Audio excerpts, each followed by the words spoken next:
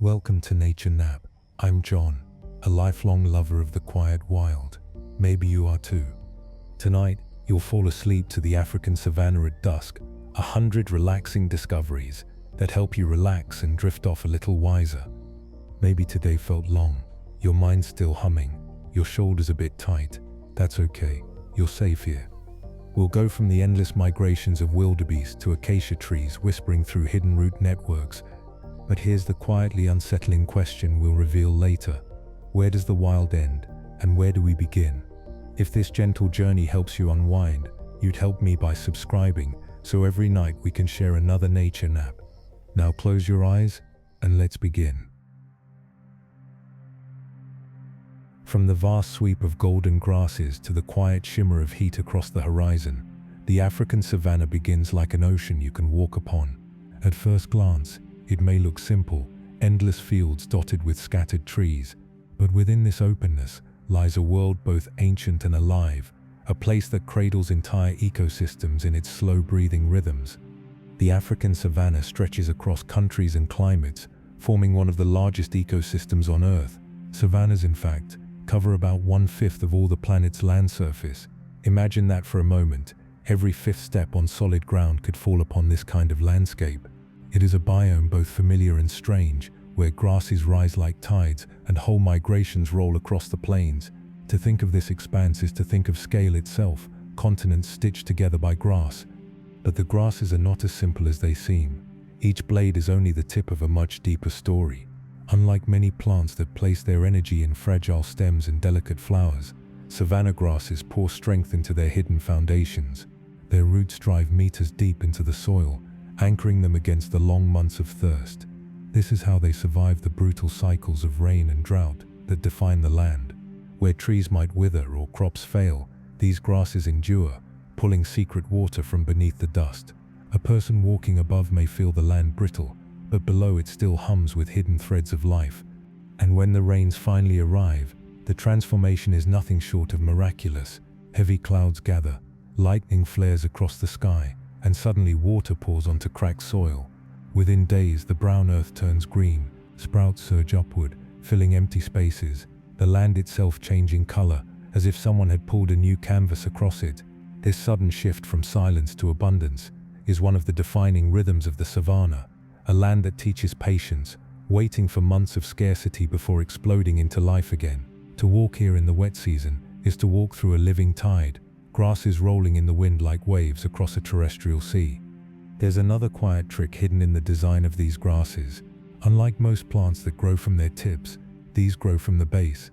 A grazer may nibble, a fire may burn, a herd may trample, and yet the grass remains. Growth continues from deep at the root crown, safe below damage, ready to rise again. This adaptation means savannas are not destroyed by their grazers, but fed by them. Grazing becomes part of the cycle, part of the endless loop of eating, regrowth and renewal. Even fire, that great sweeper of the plains, cannot undo what is rooted so securely below. In this way, the grass itself has outsmarted chaos. And perhaps most quietly powerful of all, these sweeping plains act as carbon sinks, storing vast amounts of carbon beneath the soil. We often think of rainforests as Earth's lungs, but savannas too breathe in carbon and lock it away underground. Their grasses and roots become keepers of balance in a warming world, regulating climate in ways unseen. To lie down in this grass and look at the stars is to be held not only by beauty, but by a system sustaining the planet itself. The great grass sea is more than scenery. It is foundation. It holds the droughts and rains, the migrations and fires, the grazers and predators. It looks simple, but every stalk hides resilience, every root hides endurance, every acre hides connection stretching outward, touching weather, touching time, touching us. Close your eyes and imagine yourself standing in the middle of this savanna. Around you, wind presses through tall grass, carrying scents of dust and faint sweetness. You hear only the rustle of stems bending and releasing, the faint crackle of dry blades brushing. In that moment, you are smaller than the horizon, yet part of something vast enough to breathe for continents. And as you stand there, another thought arises. If life can survive so deeply in what looks empty, what resilience might be hidden in us as well? Quiet question. If roots can endure unseen beneath a fragile surface, What unseen strength might we carry beneath our own lives? Step gently from the endless grasses into time itself, because the African savanna is not only vast, it is ancient. Its landscapes are shaped by rhythms that stretch far beyond human memory, carrying echoes of the first footsteps, the first fires, the first questions ever asked beneath an open sky. To fall asleep here is to lie down not only on Earth but on history. Savannas are among the oldest ecosystems on Earth. They date back millions of years, forming as climate shifted, as forests opened, and grasses expanded across new horizons. Where there had once been dense jungles, cycles of rain and drought carved out these open plains. To think of them is to think of slow unfolding seasons etched into centuries, centuries etched into millennia. The same winds that bend grass today once brushed the skin of creatures long gone, from ancient elephants to saber-toothed cats. This biome has seen entire worlds rise and vanish, yet it remains. Within these old soils lie the traces of us. Many of the earliest fossils of humans and our ancestors come from savannas. In East Africa, cradled between river valleys and volcanic ridges, bones rest in stone, a skull fragment here, a jawbone there. The savanna was the stage upon which our species first walked upright. It was here, not in hidden forests, that early humans learned to stand tall and scan the horizon. This openness shaped survival, sharpening sight, strengthening legs, and eventually widening minds. Every step we take across savanna grass today is a step across our own beginnings. The cycles of wet and dry shaped not just animals and plants, but the path of human evolution itself. When rains fell, water gathered in lakes and rivers, life thrived, and food was plentiful. When droughts returned, lakes shrank and plains cracked, forcing movement, forcing adaptation. This push and pull may have been one of the great teachers of resilience, driving us to innovate, to make tools, to cooperate. Imagine early humans watching the sky darken with approaching rains, or waiting by a drying pool as animals crowded together, all desperate for the same scarce water. These cycles carved intelligence as surely as they carved riverbeds. Scattered across the ground, stone tools still remain. Simple hand axes shaped by ancient hands rest near the bones of antelope. They are reminders that the savanna was more than home. It was workshop, classroom, proving ground. To hold one of these stones today is to touch a thought made solid, an idea pressed into flint. These tools lie in places where early rivers once flowed, where food was cut, where fire might later be kindled. They show us not only that we lived here, but that we began to think here. And some scientists suggest the savanna even influenced the growth of the human brain. Open landscapes required longer journeys, longer memories, stronger planning. To survive in the savanna, one had to know when rains would come, where rivers would flow, which trees would fruit, which paths animals would take. A brain that could imagine tomorrow, that could remember last season's drought, that could connect dots across distance. Such a brain had an advantage. It is humbling to consider that our ability to wonder at galaxies or write stories may have its roots in this wide grassy plain. So when we speak of the savanna, we are speaking of deep time, of rocks that once formed beneath volcanoes, of rivers that carved valleys long before cities rose, of winds that carried seeds before there were words. We are speaking of the place where survival became thought, and thought became culture. Tonight, as you drift towards sleep, imagine lying upon this ancient soil. Feel the faint hum of history beneath you, like a low note carried through the ground.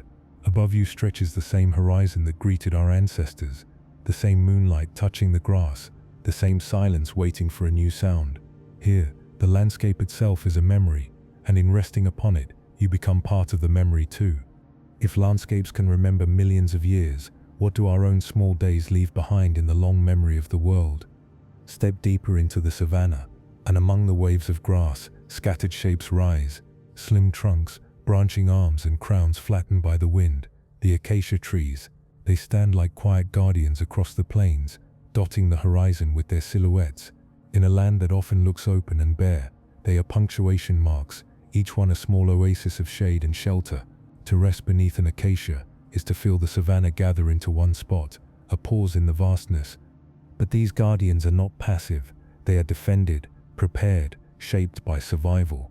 Look closely at their branches and you'll see thorns, long, sharp, sometimes curved, designed to keep hungry mouths away. Gazelles, giraffes, elephants, all find acacia leaves appealing, and so the tree answers back with defenses. Some thorns grow hard as nails, others swell into bulbous shapes that provide homes for insects. In every case, they are a reminder that even the still must protect themselves.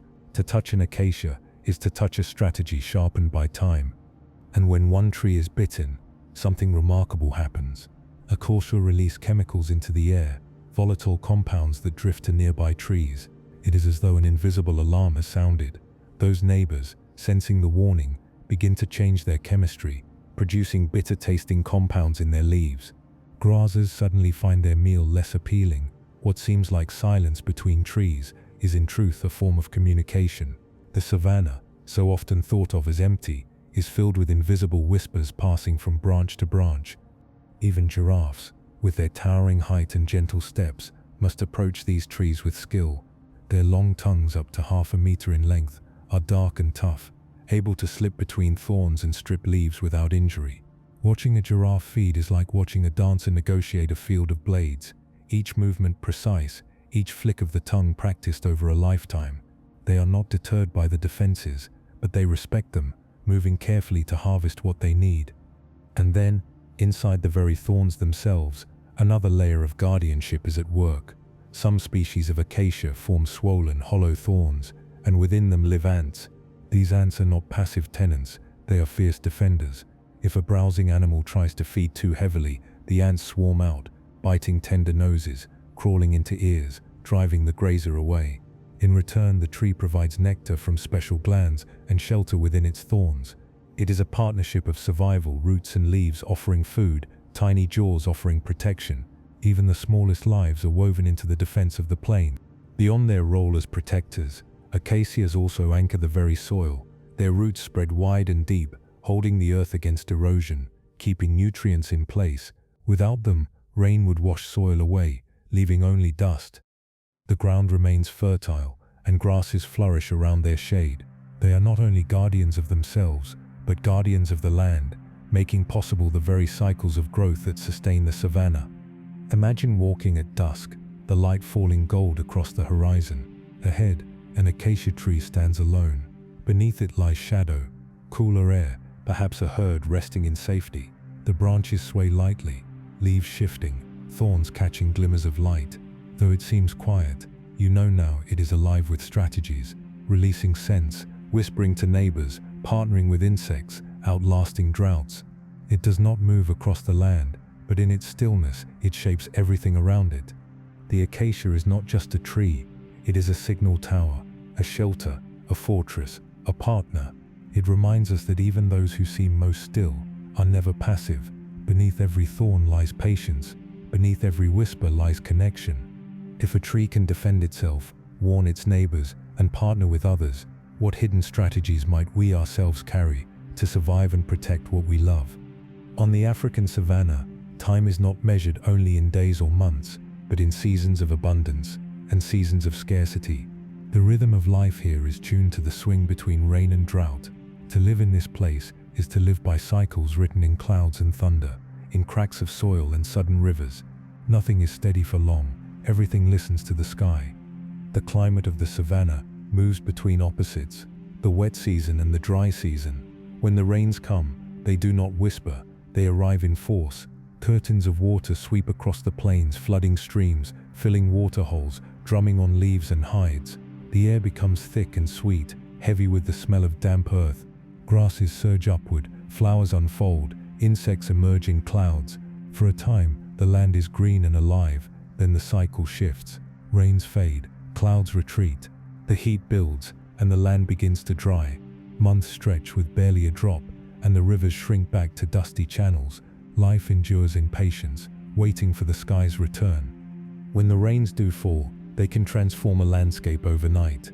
A dry plain, cracked and bare, can turn into a meadow in days. Seeds hidden in the soil, waiting silently through months of thirst, suddenly awaken. Plants push through the surface, leaves unfurl, and what seemed lifeless becomes lush. For animals it is a signal. The season of plenty has returned. Herds move across the land, following the scent of fresh grass. Calves are born in this season, timed to the brief period of abundance. To witness it is to see the earth itself breathe, exhaling life all at once.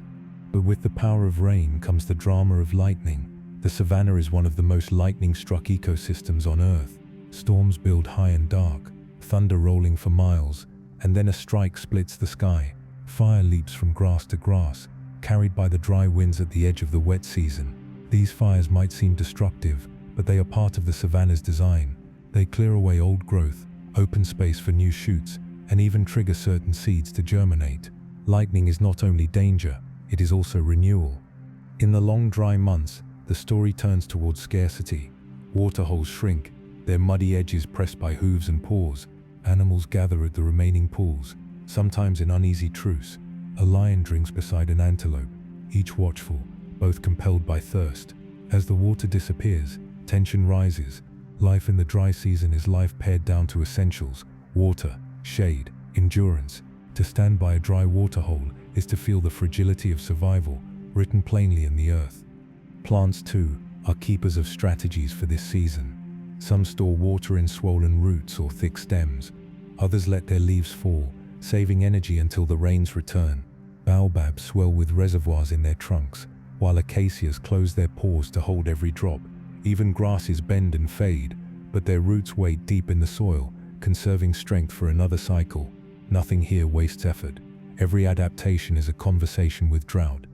It is easy from afar to think of the savanna as harsh, but to stand within it is to see another truth, that hardship creates harmony. Rains and droughts are not simply challenges, they are sculptors of balance. Too much rain, and the land would turn to forest. Too little, and it would become desert. It is the swing between the two that makes the savanna what it is, an open, breathing middle ground. As you listen, imagine the sound of the first raindrops on dry soil, after months of silence.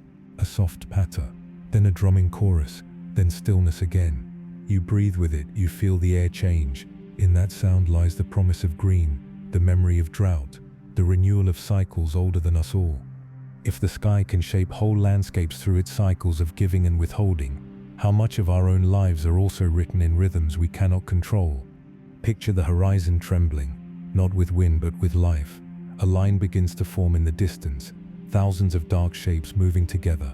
Hooves strike dust, horns glint in the sun, and the sound rises like distant thunder. This is the great wildebeest migration, one of the most astonishing spectacles on Earth. More than 1.5 million wildebeest move as if tied by an invisible thread, a tide of bodies surging across the grasslands of East Africa. It is not a small journey, nor a casual one. These herds travel along ancient routes, paths etched into memory long before human maps. Each year they move in a great circle across Tanzania's Serengeti and Kenya's Masai Mara, seeking fresh pastures and water. To watch them is to watch time itself, the same patterns repeated for centuries, perhaps millennia. The migration is not just movement, it is inheritance, a knowledge carried in the rhythm of hooves. What drives them is rain, not the sky overhead, but the promise of grass ahead. Wildebeest follow the rains as they drift north and south, east and west, always seeking the new green shoots that rise after storms. They know somehow where the season's abundance will fall. This synchrony with rainfall binds the herds to the sky. They do not wander aimlessly, they are pulled forward by invisible signals written in clouds and winds. And then come the crossings. Rivers lie in their path, broad, deep, often swollen with rain. At the banks, herds gather in restless hesitation. The air fills with snorts and low calls, hooves stomping at the mud. The first brave animals leap, plunging into the current, and the rest follow in surging waves. The water thrashes with bodies, some swept downstream, some climbing the far bank with staggering determination, and beneath the surface, crocodiles wait. For them this is a season of plenty, when meals come not one at a time, but in rushing herds. It is a dangerous passage, but it must be made. To stand still is to starve, to cross is to risk survival, and so they cross.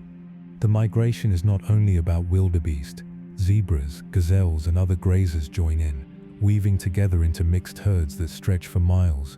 Predators follow the movements too, lions shadowing the edges, hyenas trailing the stragglers, vultures circling above. The savanna itself seems to breathe with this movement. Grass grows, is eaten, grows again. Dung fertilizes soil, seeds spread with hooves. The migration sustains not just the herds but the entire ecosystem, a great exchange of energy across the plains. Imagine yourself on a ridge at dawn, watching the land below ripple with life. The air is full of sound, low calls, hoofbeats, the rush of movement. To witness this migration is to witness the savanna in motion, not a static landscape but a living river of bodies flowing across time. Every year it happens again, a promise renewed, a cycle unbroken. And then think of the calves, hundreds of thousands born during the green season, small and uncertain but quick to their feet. Within minutes of birth, a wildebeest calf can run, a necessity when predators are near. These young ones must keep pace with the herds, learning the rhythm of migration in their first days of life. For them, the journey is not chosen, it is the only way to live. The wildebeest migration is both fragile and immense, 1.5 million animals moving as one, crossing rivers, chasing rain, feeding grass, feeding predators, feeding the soil itself. It is spectacle and survival in the same breath. And it reminds us that movement itself can be a kind of wisdom, the knowledge that life depends on following cycles, not resisting them. Close your eyes now and imagine that sound, the low rumble of hooves, steady and endless like a heartbeat beneath the earth. You are carried along with them, neither leading nor falling behind, simply part of the tide. There is calm in surrendering to such movement, calm in being one among many, all moving toward green horizons. If animals can follow invisible cycles written in rain and grass, what unseen migrations might we too be following without even knowing? On the savanna, there are animals so large they seem to carry pieces of the landscape with them. Elephants move slowly across the grasslands, their massive shapes casting long shadows, their ears fanning the heat like sails. To see them is to feel the weight of time itself, steady and deliberate. But elephants are not only travelers of this land, they are builders, sculptors, architects. With each step, each trunkful of earth, they change the savanna itself. When drought stretches long and rivers dry to dust, elephants turn patience into survival. They walk to dry riverbeds, pausing where memory tells them water once ran, and begin to dig with their trunks and tusks. Soon a hollow deepens, and from beneath the sand, clear water rises. These hidden wells become lifelines. Antelope, zebras, birds, even predators come to drink from the holes elephants carve. One animal's memory and labor become a gift to the many. An elephant's well is not just for its own family, it is a quiet generosity written in water. Their impact is not only vertical but horizontal. With their great strength, elephants push against trees, breaking branches, uprooting trunks, sometimes toppling entire giants. To us it may seem destructive, but to the savanna it is design. When trees fall, light floods the ground, new grasses spread, and habitats shift. Elephants keep the plains open, preventing forests from swallowing grassland.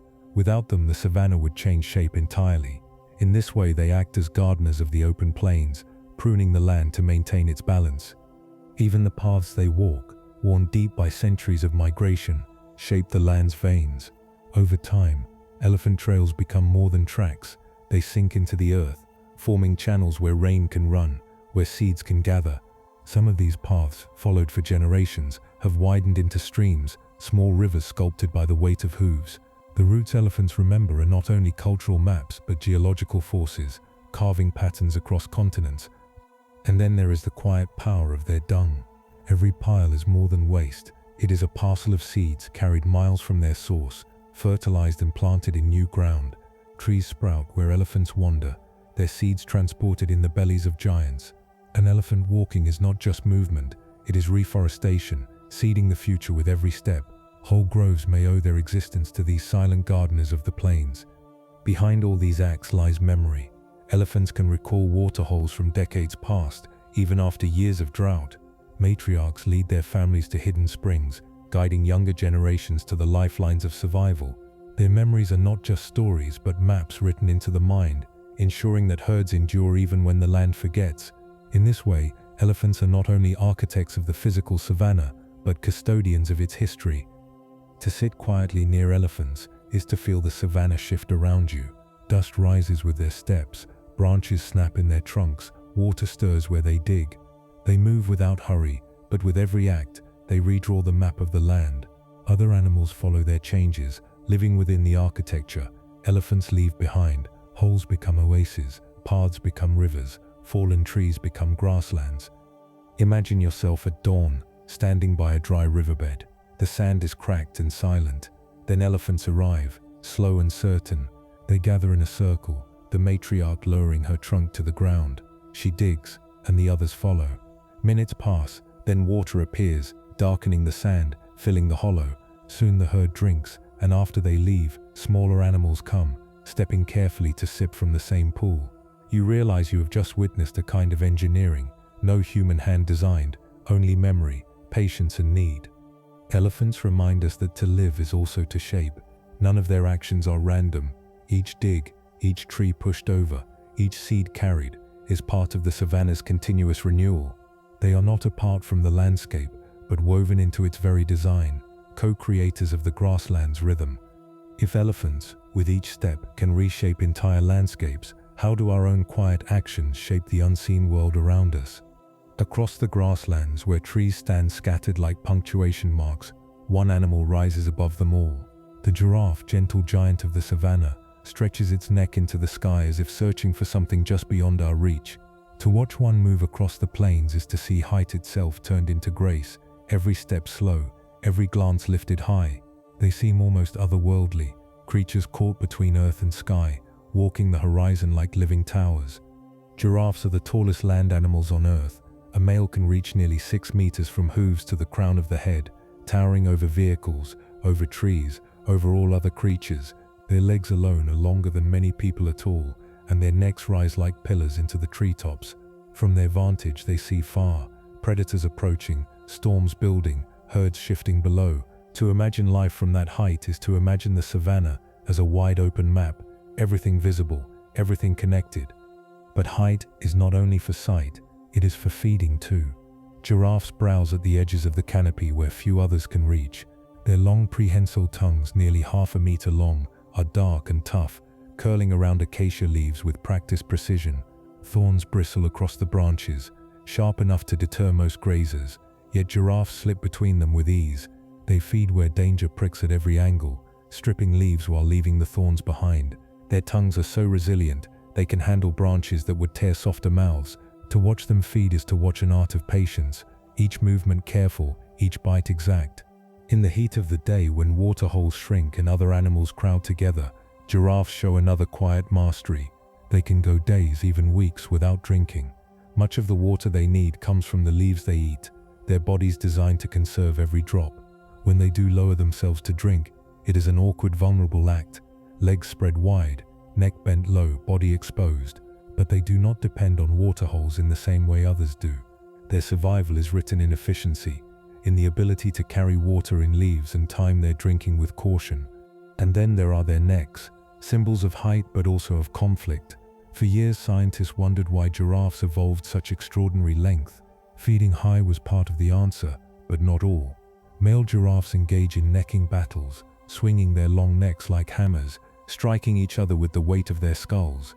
These contests decide dominance and mating rights. Their height then is both tool and weapon, not only a way to reach food but a way to reach power. Yet even these battles seem slow and deliberate, more dance than violence, a rhythm of swaying giants testing one another. To lie beneath a tree at dusk and see giraffes pass is to feel as though you are watching shadows stretch across the earth. Their movement is quiet, their steps cushioned by the grass, their silhouettes painted against the dimming sky. They do not hurry. They do not need to. Their strength lies in height, in patience, in the ability to wait above the crowd. In the giraffe we see an embodiment of balance, enormous yet delicate, towering yet gentle, specialized yet adaptable. They remind us that survival can take the shape of elevation, that sometimes the best way to endure is not to hide but to rise. If some creatures survive by reaching higher than all others, what heights within ourselves remain unexplored, waiting quietly above the reach of our everyday lives? Night falls on the savanna, and with it comes a hush, broken only by the distant cries of creatures moving in the dark. Somewhere in that stillness lies a pride of lions, resting in the cool air. To think of lions is often to think of power, of hunts and roars, but their true rhythm is softer, slower, more hidden.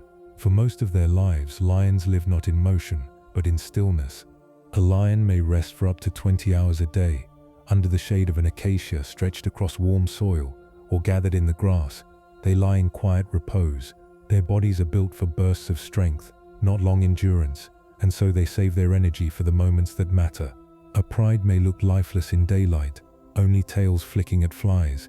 But this stillness is not idleness, it is strategy. In a land of scarcity, survival means conserving, waiting, moving only when the moment calls. And when that moment comes, it is most often the lionesses who rise. Females do the majority of hunting, working together in practice coordination. One lioness circles downwind, another crouches in cover, another waits in silence until the prey moves into position. It is less a chase and more a choreography, each lioness a part of a larger plan. Their cooperation makes them strong, able to bring down animals far larger than themselves. In the soft grass of evening, they slip like shadows, their paws pressing silently into the earth. The hunt itself is swift but measured. Unlike the cheetah, which relies on explosive speed, lions depend on ambush and strength. They wait until the distance is short, then leap with sudden power, aiming to pull their prey down with sheer weight. It is a gamble, many hunts fail, but together their chances rise, and in that shared effort lies their survival. To be a lion is not to live alone, but to live in community, each hunt a testament to the strength of unity. Even their roars are not only declarations of strength, but messages of connection. A lion's roar can carry over 5 miles in the night air. Across the savannah, those low rolling calls tell other prides of territory, warn rivals, or draw family together. To hear it is to feel the land itself vibrate, as though the horizon is speaking. In darkness, the roar is both shield and tether, a sound that defines belonging. And yet, for all this power, lions are still creatures of quiet survival. They fail more often than they succeed in hunts. They depend on patience, on conserving their strength, on the collective support of the pride. They are kings not because they dominate every moment, but because they endure. Their reign is written not in constant conquest, but in the ability to wait, to share, to rest until the right time arrives. Imagine lying under the stars, hearing the faint pulse of a roar carried by the wind. It does not demand fear, it demands attention. It is a reminder that strength does not always shout, sometimes it hums low across the horizon. To sleep in the savannah is to sleep within the watch of these quiet rulers, present even when unseen, resting even when feared.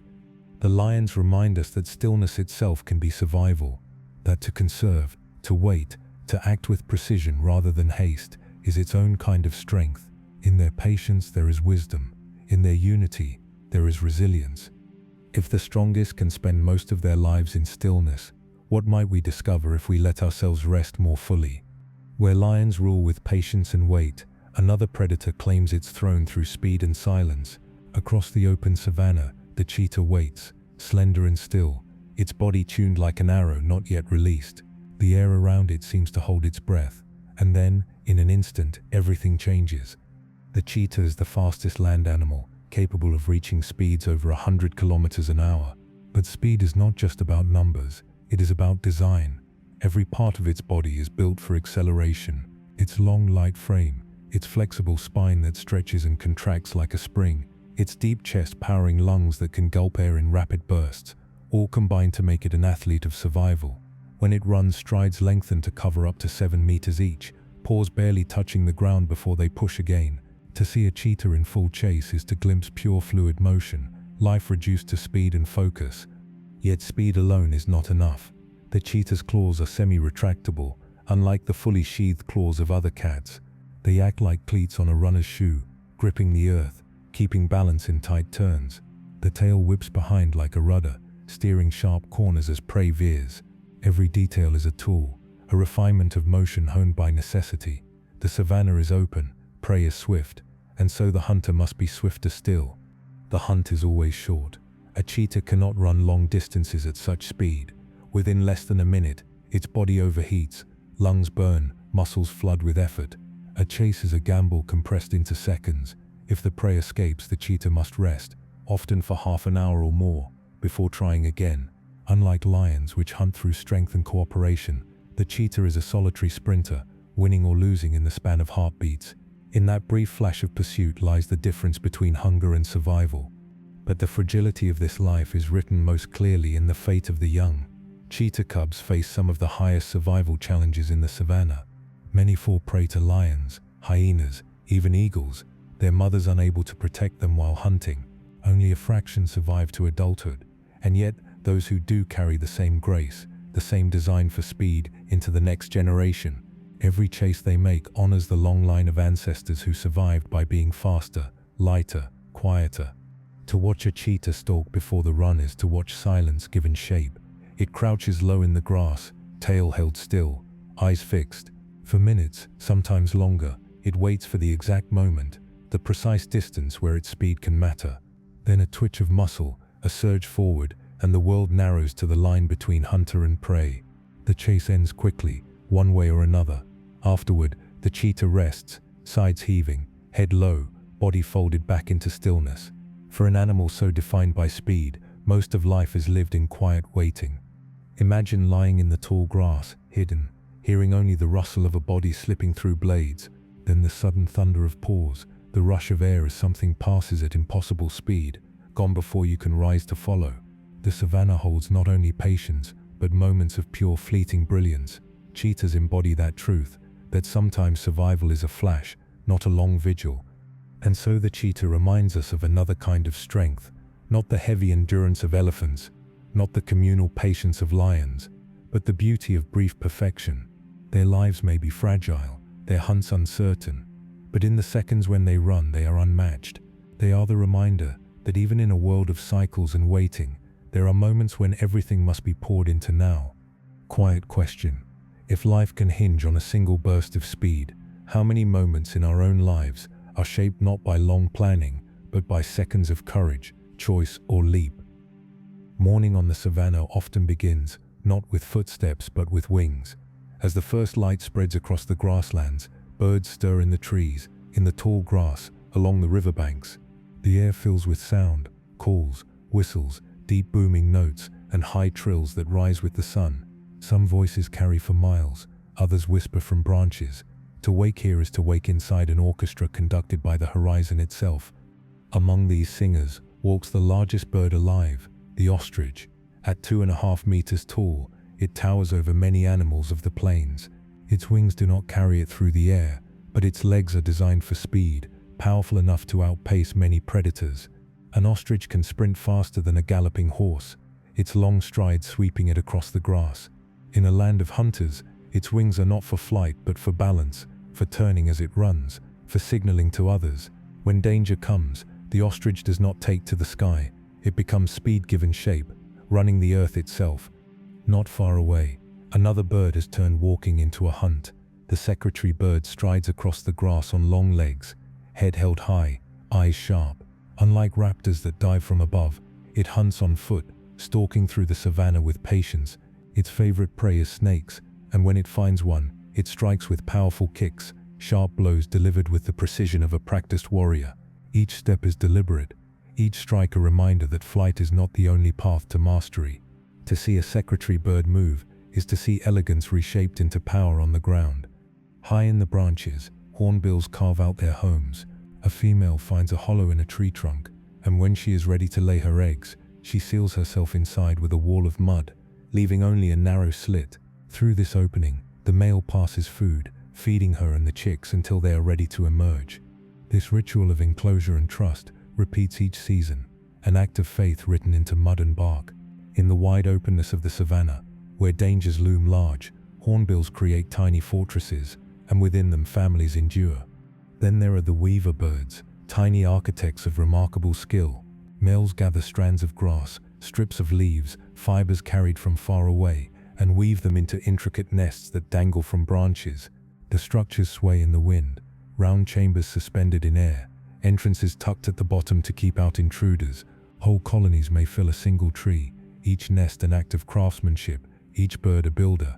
At dawn you may hear their chatter as hundreds of wings lift at once, a cloud of small lives bound by thread and grass. And above it all, the sky itself becomes a road for travelers from distant continents. With the rains arrive migratory birds, some journeying from Europe or Asia to rest and feed on the savanna's abundance. Swallows skim across rivers, storks gather in fields, and hawks wheel high overhead, following ancient paths written in instinct. For them, the savanna is not only home but waypoint, a seasonal promise of food and rest. The land becomes part of a larger map, connecting skies across hemispheres. To walk through the savanna with ears open is to realize that birds are its heartbeat. They pollinate flowers, spread seeds, control insects, and guide the seasons with their arrivals and departures. Their voices carry information, warnings, welcomes. In their diversity, the savanna finds resilience, giants that run the earth, hunters that walk like warriors, builders who weave the air into shelter, migrants who link continents through flight. Imagine yourself beneath a tree at sunrise, the cool air lifting as light grows. You hear the booming call of an ostrich far away, the sharp cry of a secretary bird stepping through grass, the muffled flutter of wings as weavers dart to their nests. Above, the high sky fills with migrating flocks, small specks moving in formation toward distant lands. In that chorus, you feel the world widen, every note, every wingbeat part of a story larger than this one place. The birds of the savanna remind us that survival is not one shape but many. Speed on the ground, strikes of precision, walls of trust, woven shelters, endless migrations. Each carries its own wisdom, its own song. If birds can find such different ways to thrive, running, weaving, migrating, trusting, what possibilities for survival and beauty might lie untapped within us? Amid the thunder of herds and the shadows of giants, the savanna also belongs to the small and often unseen. Life here is not only measured in migrations and towering silhouettes, but in whispers of movement close to the ground, in burrows, hollows, and quiet paths taken under the cover of dusk. To notice them is to realize that survival is not only a spectacle, sometimes it is a secret. Consider the meerkat, tiny sentinel of the plains. They live in cooperative groups, families bound together in burrows carved deep into the earth. Each tunnel is a fortress of cool air and hidden chambers, protecting them from the heat of day and the predators above. When the group emerges, some begin to forage for insects and roots, while others climb to small mounds or rocks, standing tall on hind legs to keep watch. Their sharp eyes scan for danger, and at the faintest sign of a hawk or jackal, an alarm call sends the whole family scurrying underground. In the meerkat's world, survival is not an individual effort, but a chorus of shared vigilance. Then there is the aardvark, shy digger of the night. By day it remains hidden in burrows, deep tunnels carved by powerful claws. At dusk it emerges, moving slowly across the grass in search of termites and ants. With a tongue as long as a child's arm, sticky and agile, it sweeps through mounds and tunnels, pulling out insects by the hundreds.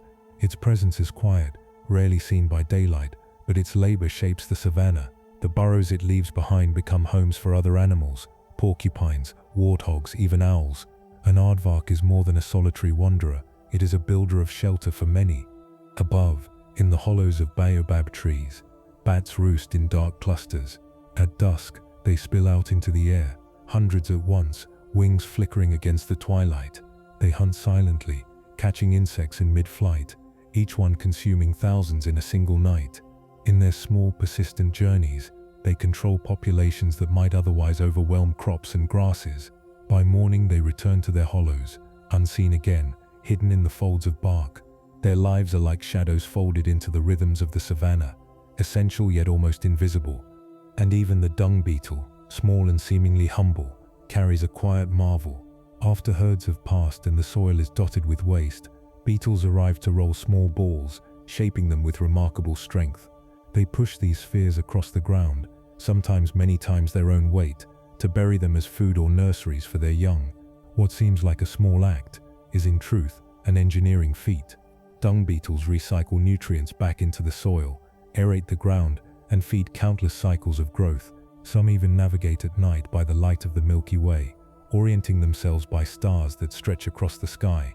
In the smallest of actions, they link Earth to cosmos. Imagine sitting quietly on the savanna, lowering your gaze from the horizon to the grass at your feet. There, life bustles unseen by the passing herds. A meerkat pauses to watch, tail balanced like a rod. A beetle rolls its ball steadily, undistracted by the vastness around it. Bats whisper past, wings flicking through the dusk. These lives are not measured in grandeur, but in persistence, in community, in hidden work that sustains the whole. The small creatures of the savanna remind us that greatness is not only measured in size or spectacle. The foundation of ecosystems often lies in what is overlooked: tunnels dug in silence, seeds carried unseen, nutrients recycled one ball at a time. Their presence tells us that even the most unassuming lives are essential threads in the fabric of survival. If the smallest creatures can shape entire landscapes without ever drawing attention, What quiet changes might we be making in our own lives that ripple farther than we know? Walk the savanna with open eyes and soon you notice shapes rising from the earth. Some are small humps, others tower higher than a person, their surfaces baked hard by the sun. These are termite mounds, strange sculptures scattered across the grasslands, each one an entrance to a city hidden beneath your feet. They seem silent, yet inside, countless lives move in rhythm, working without pause. Some mounds rise taller than humans, reaching several meters into the air. Built grain by grain, soil carried in tiny jaws, they are monuments to persistence. A single colony can build structures so large they shape the landscape, visible for miles. To stand beside one is to feel scale inverted, the smallest of insects leaving behind the largest of works. These mounds are not just homes but fortresses, designed to endure heat, wind, rain, and time itself. But the marvel lies not only in their size, but in their design. Termite mounds regulate temperature and humidity within, maintaining a stable climate in lands that swing from drought to flood. Air circulates through a network of vents and tunnels, carrying heat away, bringing fresh oxygen down. Even when the sun burns at its hottest, the inner chambers remain cool, steady. Each mound is a living lung, breathing quietly for the colony hidden below. Beneath the mound, tunnels stretch deep into the soil. There, termites farm fungi on carefully tended gardens. They collect bits of dead grass and wood, carrying them underground, where the fungi break the material down into food the colony can digest. It is agriculture in miniature, a partnership between insect and fungus that has lasted for millions of years. Every bite the termites take is the result of this quiet cultivation, a harvest grown in darkness. And their work transforms more than their own lives. The aeration of soil, the constant digging and moving, enriches the land around them. Nutrients are recycled, water infiltrates more easily, plants grow stronger. A termite mound is not an isolated structure, it is a source of fertility, spreading health outward into the grasses and trees. Farmers of the earth, termites feed the savanna itself, unseen but indispensable. Even after a colony has gone, the mounds endure. Abandoned structures stand for decades, sometimes centuries, weathered into new shapes but still marking the land. Animals move in, snakes coil in the tunnels, warthogs carve dens, owls perch at the tops. A termite mound may outlive the very colony that built it, becoming part of the architecture of the savanna long after its original purpose has ended. In this way, the smallest lives leave legacies far larger than themselves. Imagine sitting beside one of these mounds at sunset. The earth beneath your hand feels warm, baked through by the day, yet within, the chambers are cool and damp. You know that thousands of termites move just beyond reach, carrying soil, tending gardens, shaping air. They do not ask to be seen, and yet their work sustains the world you see above, the grass, the trees, the grazers, even the predators that depend on them. What looks like silence is in fact a chorus of labor hidden underground. To think of termite mounds is to think of perspective. From above they are curiosities, scattered shapes. From within they are entire civilizations, with castes, roles, and endless cooperation. They remind us that survival is not always loud or grand. Sometimes it is built in patience, in tiny repeated actions, in structures that rise only because countless small efforts stack together over time. The termite mound is not only a home but a lesson, that life's resilience often comes from the smallest workers, that ecosystems are balanced on acts we rarely notice, that even in silence creation continues. If termites can build vast enduring cities grain by grain, what quiet structures are we ourselves building in our days, perhaps without even realizing? Across the savanna, the horizon is sometimes streaked with smoke. At first glance it may look like destruction, a consuming force devouring grass and scattering animals. But here fire is not only an end, it is also a beginning. The African savanna is a land shaped by cycles of flame, where fire is less a disaster than a quiet architect, carving renewal from ash. Fires are natural here, sparked most often by lightning at the close of the dry season. When clouds gather but rain delays, lightning splits the sky, igniting dry grass that burns quickly across the plains. These blazes sweep low and fast, chasing wind but rarely lingering. They clear old growth, opening space for the young. For countless generations, the savanna has lived with fire, not as an enemy but as a companion. The flames clear away dead grasses, stems hardened and brittle, that choke new shoots from rising. Within days of a burn, the soil darkens, enriched with nutrients released in the heat. And when the next rains arrive, the transformation is sudden. Green blades pierce the blackened earth, growing sweeter and richer than before. Grazers return quickly, drawn to this fresh banquet. In a way, fire feeds the herds by feeding the grass, a hidden collaboration between flame, rain, and hunger. Animals too are shaped by this rhythm. Many flee ahead of the smoke, birds rising in flocks, antelope bounding across open ground, predators following in the wake. Yet soon after, they return, moving across the renewed landscape as if nothing had happened. Fire does not erase the savanna's life, it refreshes it, pressing a reset button written into the ecosystem itself. Even creatures that seem displaced often benefit. New shoots mean abundant grazing, which in turn sustains predators, which in turn balance the herds. Some plants even rely on smoke to awaken them. Seeds hidden in the soil wait for the signal carried in the air. Compounds from burning grasses seep into the ground, triggering germination that would not otherwise occur. Without fire, these plants would remain dormant, unable to grow. In this way, the flames are less destroyers than midwives, coaxing new life from the hidden stores of the earth. To walk across a burned patch of savanna is to feel the paradox.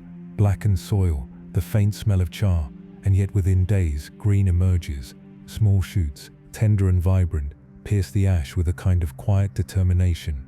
This cycle of fire and rebirth has unfolded for millennia, shaping not only the plants and animals, but the very identity of the savanna.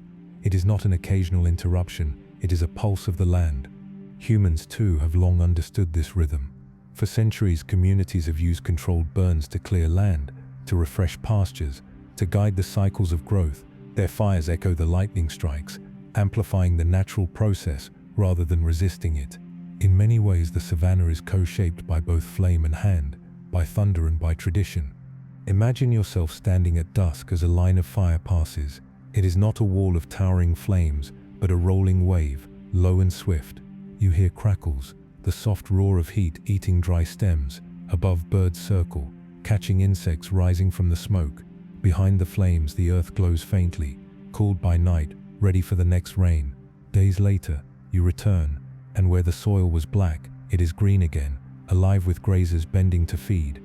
The fire's lesson is not destruction but renewal, that endings can be beginnings, that clearing away can make room for growth, that sometimes what we fear may also be what sustains us. The savanna does not resist fire, it thrives because of it. If flames can bring renewal to the land, what endings in our own lives might quietly be the beginnings of something new. In the wide openness of the savanna, most trees stand scattered and lean, shaped by wind and drought. But here and there, rising like watchtowers, stand the baobabs, giants of memory, swollen trunks stretching skyward, branches reaching like roots turned upside down. To see a baobab is to feel you are looking not only at a tree, but at a timekeeper, a being that has endured centuries, while the world around it shifted and changed. Some baobabs live for over 2,000 years, their trunks thicken with age, layers of fiber swelling outward, until they appear like stone carved by patient hands. Generations of people and animals come and go, herds migrate, rivers shift their course, and still the baobab remains, standing firm against drought, fire, and storm. To rest in its shade is to share a moment with something that has witnessed millennia. These trees hold not only water but history, silent guardians whose lives far outlast our own. The secret of their survival lies in their trunks. Unlike the hard wood of many trees, baobabs grow with spongy tissue that can store thousands of liters of water. During the long dry seasons when rivers vanish and grasses turn brittle, the baobab swells with reserves, keeping itself alive and offering moisture to others. Animals strip its bark for water, and people have long tapped its fibers in times of scarcity. A baobab is not only a tree but a well, holding the sky's generosity within its body. Inside those trunks, life finds shelter. Over the centuries, as baobabs grow and decay, their insides hollow into vast chambers. Birds nest in crevices, bats roost in cool darkness, owls find places to watch the night. Even humans have used hollow baobabs as dwellings, storehouses, and places of meeting. To enter one is to step inside a cathedral of living wood, walls curved and soft, air cool and still. The baobab becomes not only a presence in the landscape, but a dwelling, a refuge woven into time. And then, at night, the baobab blooms. Its flowers open large and white, thick petals unfurling in the dark. They release a faintly sour scent, drawing bats and nocturnal insects to pollinate them. In the moonlight, these blossoms glow, delicate against the massive trunk. They last for a single night, wilting by morning, a brief act of beauty repeated through the years. It is a reminder that even the most enduring lives still pulse with moments of fleeting grace. Locals call it the upside-down tree, for in the dry season, its bare branches reach into the sky like roots, as though the tree had been planted the wrong way up. Its strange form has inspired myths, stories of gods who planted it upside down in jest, or spirits who turned it so its roots could drink the heavens. Across Africa, the baobab carries names, legends, and reverence. To tell its story is to tell the story of people as well as land. Imagine walking across a plain at dusk and seeing a baobab silhouetted against the horizon. Its trunk swells in shadow, its branches spread like skeletal arms. You place your hand against the bark, rough yet yielding, and feel the coolness of stored water beneath. Above you, a flower glows faintly white in the fading light. Around you, bats begin to stir, leaving their roosts within. For a moment, you sense the stretch of centuries pressed into this single tree, the patience of roots, the memory of rain, the endurance of time. The baobab reminds us that survival can mean not just speed or strength, but persistence, that to endure, one must store, adapt, shelter, and wait. That beauty can last millennia and still offer blossoms that fade with the sunrise. If a tree can hold centuries within its trunk and still bloom for only a single night, what balance of endurance and fleeting beauty might we carry in our own lives? On the Savanna, water is not only a need but a compass. It is the force that guides migrations, gathers herds, and shapes survival. Where rivers flow and waterholes glimmer, life concentrates, drawn as if by an invisible magnet. To understand the Savanna, one must follow its waters, for they are its veins and heartbeats. Waterholes, whether vast or small, act like stages where countless species meet. In the dry season especially, they become hubs of existence. At dawn, antelope and gazelles step carefully to the edge, ears twitching for the faintest sound. By mid-morning, zebras arrive, stripes flickering in the light.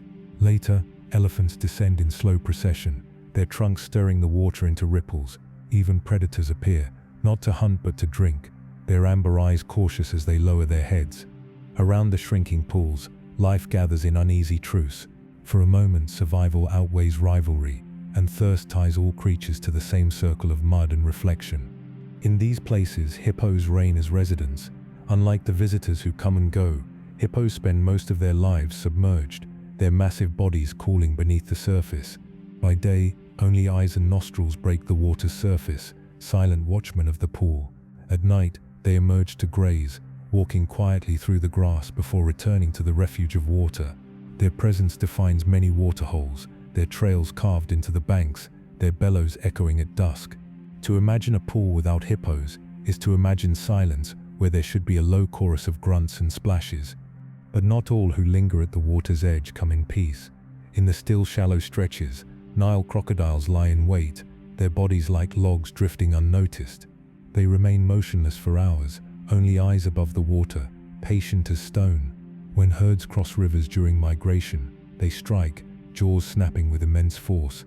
For the wildebeest or zebra, the crossing is always a test, a gamble of life and death written in the current. Yet even these ambushes are part of the savanna's cycle.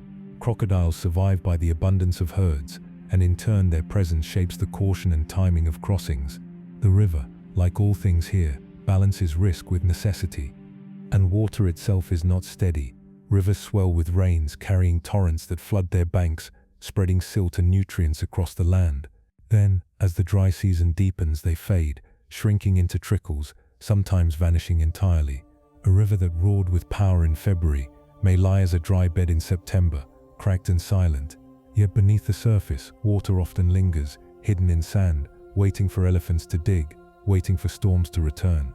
The savanna's rivers are not constant streams but shifting threads, weaving abundance and scarcity into the fabric of life. Imagine yourself by a waterhole at dusk. The air hums with insects, the sky glows orange, and animals gather in silhouettes. You see the ripple of a crocodile's back, the slow lowering of an elephant's trunk, the cautious pause of a gazelle. Around this single pool, the savanna contracts, bringing together predator and prey, Grazer and hunter, giant and small, all are held by the same need, the same thirst, the same fragile surface, reflecting the sky. Rivers and waterholes remind us that survival is not evenly spread, but gathered, pooled, concentrated, that life is not only about endless horizons, but about the rare places where all paths cross. They teach us that scarcity can bring together even the most unlikely of companions, if only for a moment. If water can bring together so many lives in fragile harmony, what shared needs might quietly bind us, even when we imagine ourselves separate? When the sun slips below the horizon, the savanna exhales, heat drains from the ground, shadows stretch into one another, and a new world begins to stir. Day may belong to grazers and birds, but night belongs to the unseen, to the hunters who wait for darkness, and to the voices that call through the stars. To sit quietly under the vast African night is to realize the savanna never truly sleeps, it simply changes its rhythm. Hyenas are among the first to make their presence known. Their calls rise strange and eerie, a series of whoops and cackles that ripple across the grasslands. To some, their voices sound like laughter, yet what they carry is closer to coordination, signals to clan members, markers of territory, calls of excitement at food. Hyenas are powerful hunters, able to bring down prey together, but they are also scavengers, feeding on what others leave behind. In the night, their shapes move ghost-like across the plains, both feared and misunderstood, their laughter echoing under the stars. Not far behind comes the low rhythm of lions. By day they sleep, conserving strength, but night awakens them. Their roars roll deep across the land, sometimes carrying for 5 miles. These are not random sounds, but declarations of pride, of territory, of presence. A lion's roar in the dark is less about aggression than affirmation. We are here. And so the night vibrates with voices, some wild and strange, others deep and resonant, weaving together a soundscape of survival. In this darkness, the savanna's cats step softly. Leopards, solitary and secretive, move along tree lines, slipping between shadows. Unlike lions that gather in groups, the leopard is a quiet hunter, relying on stealth. They climb trees with ease, dragging prey into branches to protect it from scavengers. By day they are elusive, nearly invisible. By night they are at home. To glimpse one is rare, a moment of quiet privilege, as though the night itself offered a secret. Yet not all that awakens in the dark comes on 4 legs. The air fills with movement too, owls gliding silent between branches, their wings catching no sound as they scan the ground for rodents. Some owls are small, darting after insects, others are large, with calls that echo like low drums across the plains. Their presence is a reminder that the savanna is layered. Life exists not only on the ground but in the sky, even at midnight. And for insects, night is their true stage. Crickets sing, cicadas pulse, beetles scuttle unseen. The sound becomes a steady hum, a background rhythm against which larger dramas unfold. Even grazers shift their habits under the stars. Zebras and wildebeest, who spent the day in open fields, gather closer in groups, alert to movement. Their ears flick at the faintest rustle, their eyes wide, adjusting to the faint silver of moonlight. They know predators prefer the cover of darkness, and so they huddle, relying on the safety of numbers. Antelope, too, become cautious, moving in tighter herds, their hooves light on the soil, as though silence itself might shield them. The savanna at night is not only about fear, but about beauty. Above, the stars stretch unhindered, clearer and brighter than in most places on Earth.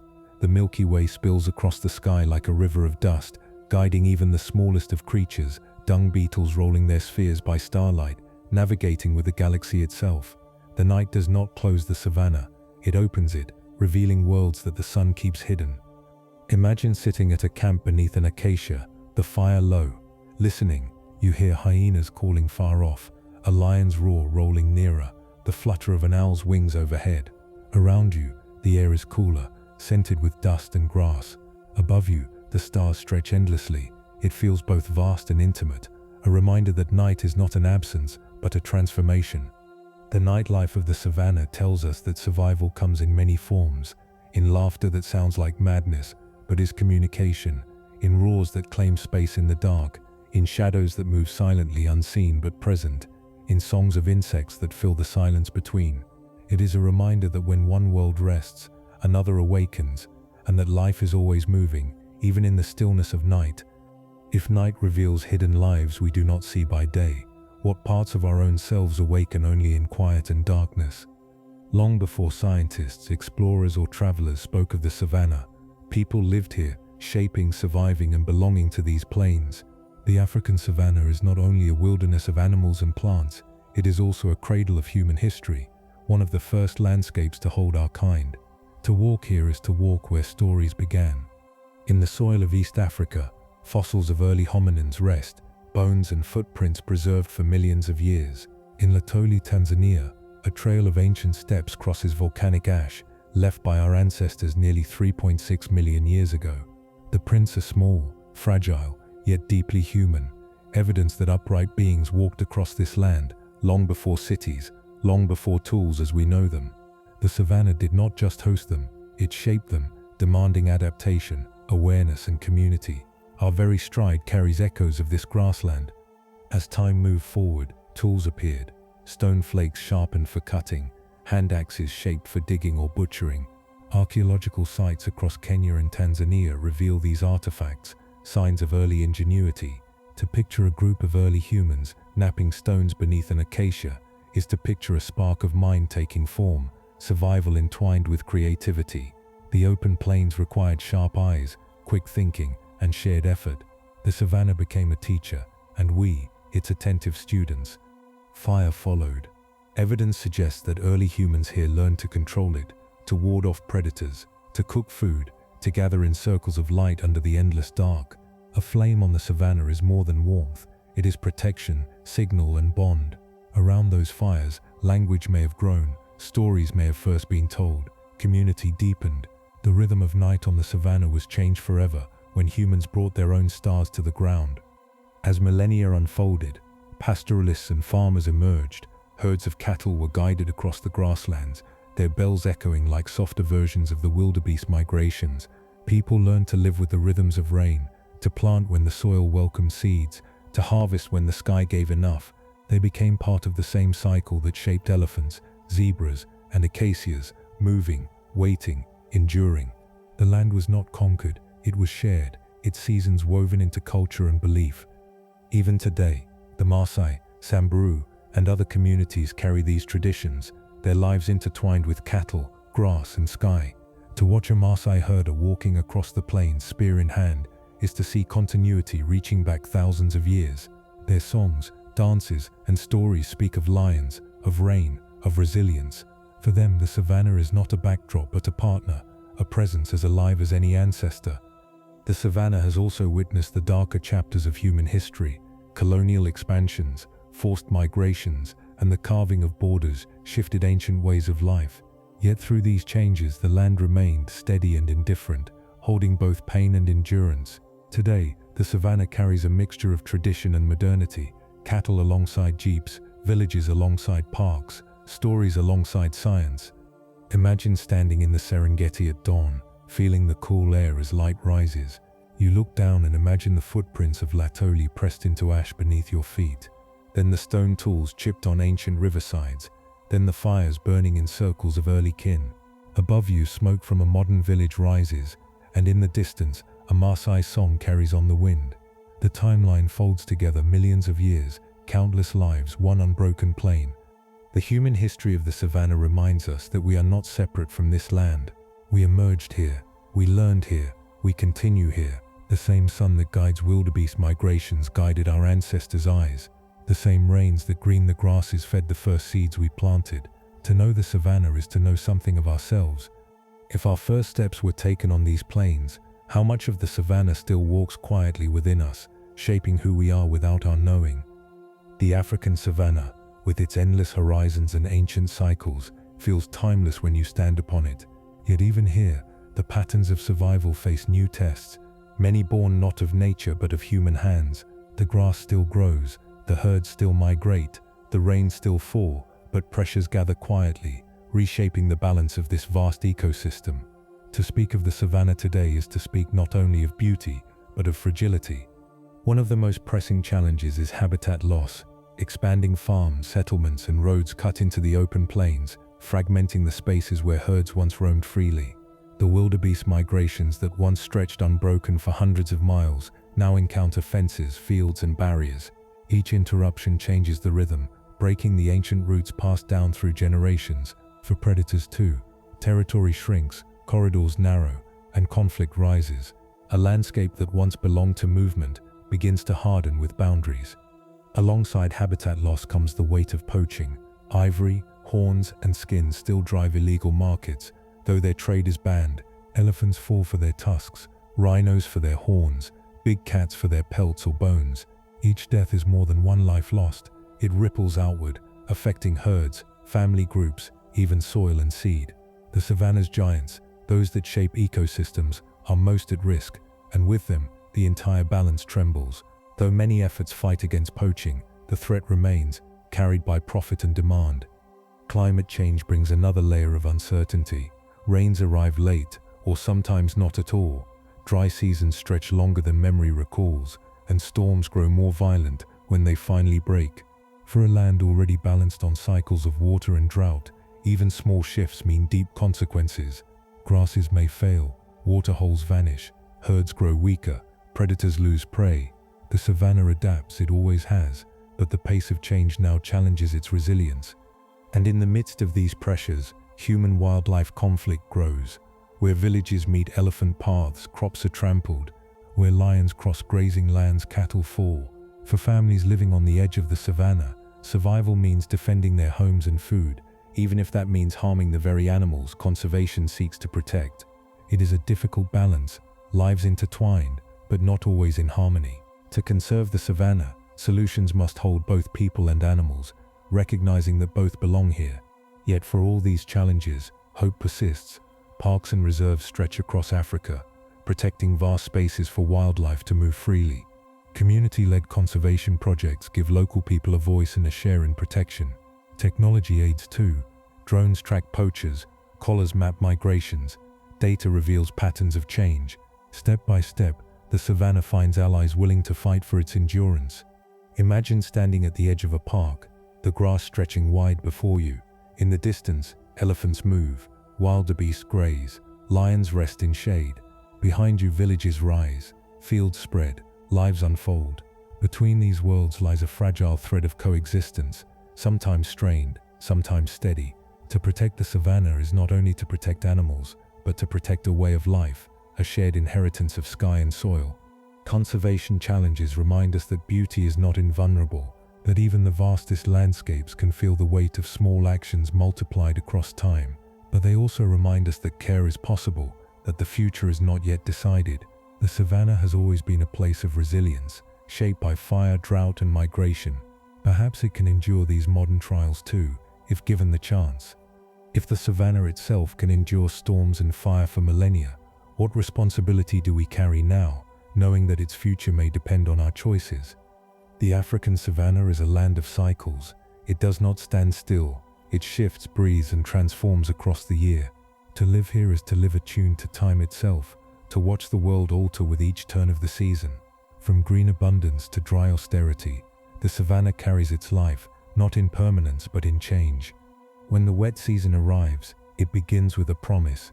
Clouds gather heavy over the horizon, lightning flickers, and soon the sky breaks open. Rain pours across the plains, drumming the soil, filling rivers, swelling waterholes. The air cools, the earth softens, and within days the grass surges upward, a fresh sea of green. Wildebeest calves are born, their mothers timing birth to coincide with the luscious pastures. Antelope fatten on the new shoots, predators grow sleek on the abundance. The savanna hums with life, each creature feeding, birthing, thriving on the sudden wealth. But abundance cannot last forever. As weeks pass, the rains thin, the soil begins to dry, and the grass grows tall, then brittle. Rivers shrink back into narrower beds, waterholes recede, their edges cracked with mud.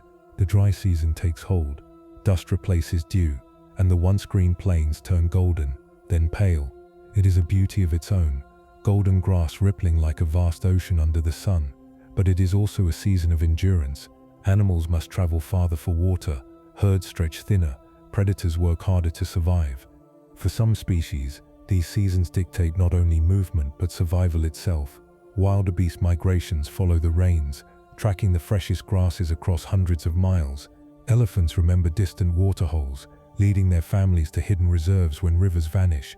Predators adapt their hunts to weakened prey, taking advantage of scarcity. Each life is tuned to the pendulum of wet and dry, abundance and want. The rains themselves are not only water but signal. For plants they mark germination, a time to sprout seeds long buried in dust. For insects, they signal emergence, clouds of butterflies and swarms of termites rising after storms. For birds, they bring migration, flocks arriving from distant continents to feast on the savanna's temporary wealth. The wet season is not only a change in color, but a change in sound, in rhythm, in pulse. Yet the dry season carries lessons too. Animals gather at waterholes in uneasy truce, predators and prey drinking side by side. Dust rises with each step, the air shimmering with heat, the horizon wide and stark. Plants conserve their energy, shedding leaves, retreating into roots, waiting for the next storm. The savanna contracts, conserving its strength. Scarcity is not an ending here, but preparation, the pause before the sky opens again. Imagine yourself at the start of the rains. The first drops fall warm on your skin, the scent of wet earth rises, and the plain around you shifts color almost overnight. Then imagine months later, walking across a dry expanse, dust curling around your ankles, the memory of green held only in seeds beneath the soil. In both, the savanna is alive, simply wearing different faces of the same cycle. The seasons of change remind us that nothing here is fixed. Life is built not on permanence but on transformation, on the certainty that abundance will fade and scarcity will return, and then the rains again. To live on the savanna is to live in acceptance of cycles, to endure not by resisting change, but by moving with it. If the savanna can thrive by yielding to cycles of abundance and scarcity, what might we gain by leaning more gently into the seasons of our own lives? When we think of the savanna's hunters, it is often lions and cheetahs that come to mind, the roar of one, the sprint of the other. Yet they are not alone. The balance of the plains depends also on other predators, less celebrated but equally vital. To walk these grasslands is to share space with many hunters, each with its own method, its own role in keeping life in rhythm. Hyenas, often misunderstood, are among the most powerful of them. They are not only scavengers, as stories so often paint them, but skilled hunters capable of bringing down antelope, zebras, even wildebeest when working together. Their jaws are among the strongest of any mammal, able to crush bone with ease, turning what others discard into nourishment. Their clans are matriarchal, led by dominant females, their society structured and complex. By night, their calls ripple like eerie laughter across the plains, but what sounds like chaos is in truth communication, guiding hunts, marking territories, keeping the clan united. Without hyenas, much of the savanna's waste would linger, with them nutrients return swiftly to the cycle. African wild dogs, also called painted wolves, hunt with an artistry of cooperation. Their bodies are lean, mottled with patches of brown, black and white, each one marked uniquely like brushstrokes. In packs they move like a single organism, coordinated and relentless. Their hunts rely not on stealth or brute strength, but endurance, chasing prey over long distances, wearing it down until it can run no more. With success rates higher than almost any other predator, their efficiency comes from unity, from trust in the group. When pups are born, the entire pack cares for them, regurgitating food, guarding, nurturing. To see wild dogs on the move is to see survival written as collaboration, not competition. Then there are jackals, smaller and often overlooked, yet essential. They scavenge what larger predators leave behind, but also hunt rodents, birds, and small antelope. Living in pairs or family groups, they are versatile, clever, and persistent. Their sharp calls pierce the night, a reminder that even the smallest predators carry voices that shape the savanna's song. By keeping populations of smaller animals in balance, jackals weave themselves into the larger harmony of life here. Even vultures circling overhead are part of this predatory web. They do not kill, but they consume what is left, preventing disease, clearing the land of decay. With wings broad and keen eyes that spot carrion miles away, they are the final cleaners of the plains. When a carcass lies in the grass, it rarely lasts long. Within hours, vultures descend in numbers, stripping flesh until only bones remain. Their presence is a reminder that predation is not only about the chase, it is also about completion, ensuring nothing is wasted. Imagine a scene at dusk. A wildebeest has fallen, the hunt finished. Lions feed first, growling low, their bodies bathed in red light. In the distance, hyenas gather, waiting, calling to one another. As the lions leave, the hyenas move in, tearing flesh, cracking bone, their laughter echoing under the stars. Later still, jackals slip in at the edges, seizing scraps. Above, vultures descend with the morning, their wings casting dark shadows on the ground. Within a day, the savanna has cleaned itself, every part taken, every fragment returned to the cycle. No waste, no permanence, only transformation. The predators beyond the big cats remind us that survival is not one story but many. Some hunt with speed, others with endurance, others with patience. Some clean what remains, ensuring that death itself feeds life. They are not lesser hunters but essential ones, carrying roles that no others could fill. If even the overlooked predators hold crucial places in the balance of life, what roles might we quietly play in our own worlds that we have yet to recognize as essential? On the savanna, silence is not absence, it is presence, stretched wide across the horizon, filling space as surely as grass and sky. To stand in the middle of the plains and listen is to feel a kind of quiet that is not empty, but complete. The savanna's silence holds life in suspension, carrying the weight of history, the breath of animals unseen, the stillness of time itself. The first silence is vastness. The horizon stretches unbroken in every direction, a circle of sky and grass, so wide it seems to hold no boundary. With no mountains to block the view, no dense forest to narrow it, the eye travels endlessly. That sheer openness creates a soundscape of distance. Even a lion's roar, even a herd's thunder, seems softened by the breadth. The silence of vastness is less about what is absent, and more about how small we feel within it. The second silence comes with the heat of midday. When the sun climbs high and shadows shrink beneath trees, the land seems to pause. Animals rest in shade, birds grow quiet, insects retreat. The air itself hums faintly, heavy with warmth, as though even sound must slow down. In that hour, the savanna feels suspended, its usual rhythms folded into stillness. To walk, then, is to move within a dream, each step absorbed by the hush of waiting. The third silence is carried by dawn. Before birds burst into chorus, before hoofbeats scatter dew, there is a moment when the world seems to hold its breath. The grass is cool, the sky faint with pale light, and no sound yet breaks the veil. It is a silence of anticipation, of beginnings. In those minutes the savanna feels infinite, waiting to unfurl its day. To stand there is to feel aligned with something ancient, as though time itself pauses before starting again. The fourth silence lies in the night, not the silence of emptiness, but of distance, a quiet so broad it holds countless voices. Crickets sing, hyenas call, lions roar, yet above them all the stars shine with a hush deeper than sound. The Milky Way arcs overhead, silent but immense, and the land seems to soften under its glow. Night on the savanna reminds us that silence is not only heard but seen, written in starlight. And the fifth silence is within us, when the land's stillness reaches inward, to sit beneath an acacia at dusk, to watch elephants pass without hurry, to breathe with the wind as it moves across the grass. The silence begins to echo inside, quieting thought, loosening restlessness. The savanna does not silence us by force, it invites us into its rhythm until our own pulse slows to match its vast calm. Imagine yourself in that silence. The air is warm, scented with dust and grass. Far off you see a line of wildebeest moving, but their sound does not reach you. Overhead a bird glides, its wings silent in the breeze. You take a slow breath, and in that moment, nothing presses for attention. The silence does not demand, it welcomes. It stretches wide enough to hold you, to dissolve urgency, to remind you of scale. The horizon's silence teaches that stillness is not emptiness, that quiet can hold presence, memory and connection, that we are small within the vastness, yet also part of it. It is a silence that restores, not by erasing life, but by reminding us that life does not always need to be loud to be full. If silence itself can carry so much presence, what might we discover if we listen more deeply to the quiet within and around us? The journey across the savanna has been long, and yet, like the horizon itself, it never truly ends. We have walked among grasses and giants, followed rains and migrations, listened to silence and song.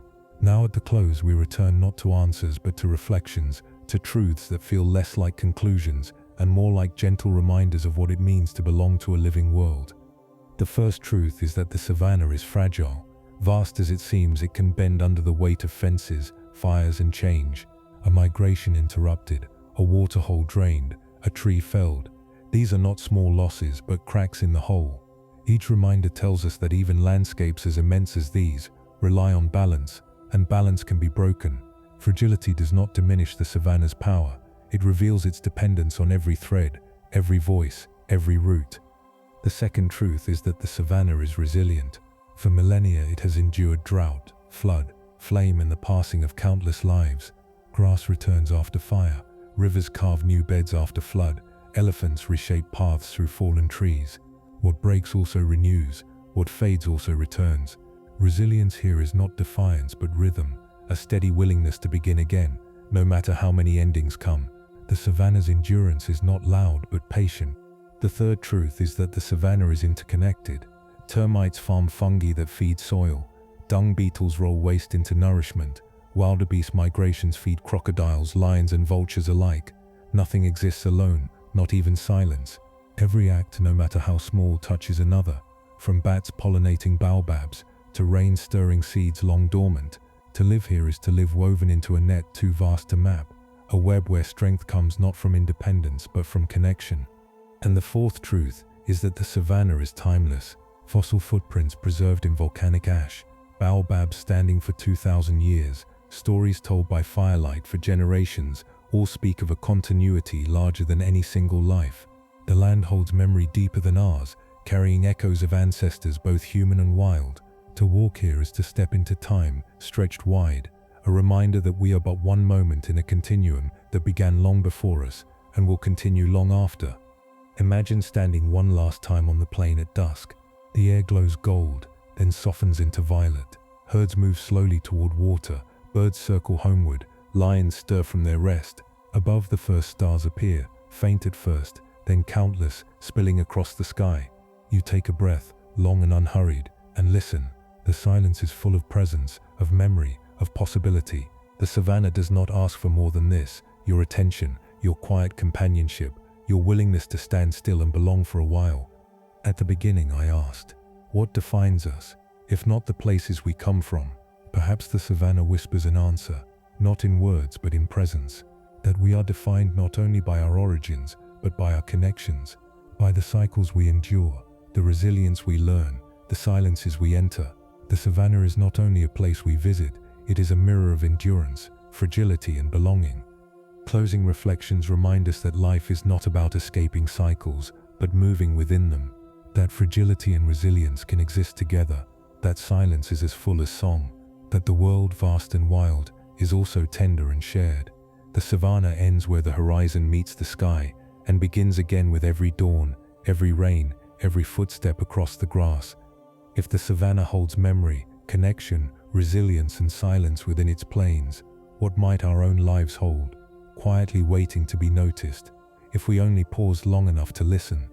And now, as our journey across the African savanna comes to a close, I invite you to rest more deeply. You have traveled through grasses and rains, followed elephants and lions, watched the stars sweep over silent horizons. Each image has settled gently into your mind, like seeds resting in soil.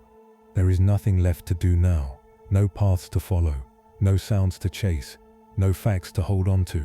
You can simply allow the savanna to fade into a soft background, its wind brushing through the grass, its sky stretching open, its quiet wrapping around you like a warm cloak. Take a slow breath in and a longer breath out. Let your body sink a little deeper where you are resting. Feel the way the ground holds you, steady and unchanging, like the earth beneath the plains. You do not need to carry yourself tonight. The land carries you. Your mind may still be echoing with the migrations of wildebeest, the calls of birds, the shadows of baobabs, the patterns of rain. Let them drift as they will. Like clouds crossing a wide sky, they move easily, without effort, leaving nothing behind but calm. Imagine yourself lying in the tall grass at the edge of the savanna. The sun has set, the air is cool. Above you the Milky Way flows in silence, brighter than you have ever seen it. You hear faintly the call of a nightjar, the whisper of wind, the distant rumble of elephants moving in the dark. Yet none of it asks for your attention. It is simply there, holding you in its rhythm. With each breath, let yourself soften more. Shoulders loose, hands resting easily, jaw unclenched, your whole body quiets, as though joining the stillness of the land. There is no need to resist. The savanna has already shown you how life continues in cycles, how silence is full, how endings turn to beginnings. You are safe to rest now, held within that same rhythm. If thoughts return, let them walk across your mind like wildebeest across the horizon, steady, distant, unhurried. They move on, always moving on, until your inner landscape is quiet again. The night is long, and it is gentle. You may drift now, lightly at first, like leaves floating on water, then deeper, as though sinking into the earth itself, roots curling around you, steady and still. Sleep is not something you chase, it is something that arrives, as naturally as rain on the savanna, as surely as dawn after night. Take another slow breath in, and let it out. Feel how heavy your eyelids are. Feel how the horizon of your own body stretches open, limitless in quiet. You are here, and that is enough. And when sleep takes you fully, it will be like stepping into the savanna's silence, vast, complete, filled with presence. You will rest there as the grass rests between rains, as the soil rests between seeds, as the stars rest in their endless watch. The savanna continues beyond this night, and so do you, both patient, both enduring, both woven into something far larger than yourselves. Now close your eyes fully, let the last of the day dissolve, drift into the horizon silence, where there is nothing to do but breathe, and nothing to be but at rest. Good night.